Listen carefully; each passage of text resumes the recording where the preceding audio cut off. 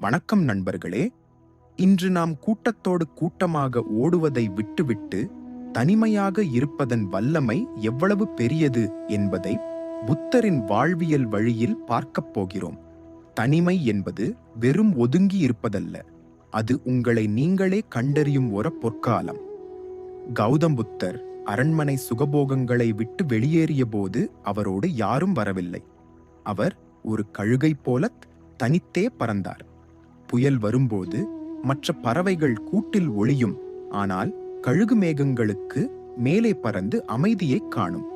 அதே போலத்தான் புத்தரும் காற்றிற்குள் தனிமையில் அமர்ந்தபோதுதான் பிரபஞ்சத்தின் ரகசியங்களையும் தன் மனதின் வலிமையையும் உணர்ந்தார். நீங்கள் தனியாக இருக்கும்போதுதான் உங்கள் பலம் எது, பலவீனம் எது என்பது உங்களுக்கு தெரியும்.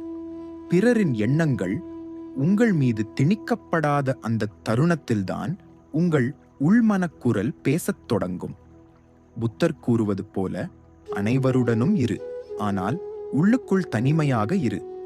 உங்கள் இலக்கை அடைய பிறர் வருவார்கள் என்று காத்திருக்காதீர்கள். தனிமை உங்களை செதுக்கும், உங்களை ஒரு தலைவனாக மாற்றும். நண்பர்களே, தனிமை என்பது சாபமல்ல, அது ஒரு வரம். அந்த ஏகாந்தத்தில் உங்களை நீங்கள் நேசிக்க கற்றுக்கொள்ளுங்கள்.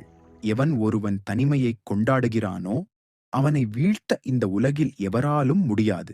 முயற்சி செய்யத் தொடங்குங்கள். வெற்றி நிச்சயம். முக்கிய குறிப்புகள்: தொனி அமைதியான, ஆழமான மற்றும் ஊக்கமளிக்கும் குரலில் பேசவும். காட்சிகள்: புத்தர் தியானம் செய்யும் காட்சிகள், வானில் தனித்துப் பறக்கும் கழுகு மற்றும் அமைதியான இயற்கை காட்சிகளை பயன்படுத்தலாம்.